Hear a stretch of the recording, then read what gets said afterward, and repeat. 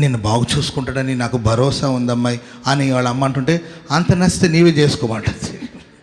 పెళ్లి చేసుకొని నేను కాపురం చేసేది నేను 60 ఏళ్ళు 70 ఏళ్ళు ఆయనతో కలిసి కాపురం చేయాలి, ఆయనతో నేను ఎట్టుంటానంటే, కాదమ్మాయి చేసుకో అని వాళ్ళ అమ్మ ఏంటంటే అనుభవం కలిగిన మాటలు చెప్తే అంటారు, నా ఇష్టం, నా జీవితం. Praise lord. అమ్మ ఆ కుర్రోడు అందంగా ఉన్నాడు కానీ మరి వాడు నేను కాపాడగలుగుతాడు, నా ఇష్టం అంటుంటారు. సరే, ఇది లోక విషయం.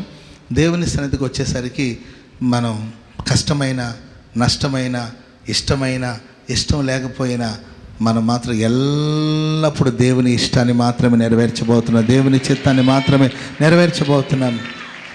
అలా దేవుని చిత్తానుసారంగా ఎవరైతే నడుస్తారో వారిని దేవుడు క్షణమైన విడివడండి. యేసుప్రభు అంటాడు, ఆయన నన్ను ఎన్నడూ ఒంటరిగా విడిచిపెట్టలేదు. ఇవెందుకు ఈరోజు ఒంటరిలాగా మూలుగుతున్నావు అంటే, దేవుడు విడిచిపెట్టేసాడు కొందరిని. ఎందుకంటే నీకు ఇష్టమైన పనులు నువ్వు చేసుకుంటూ వచ్చావు.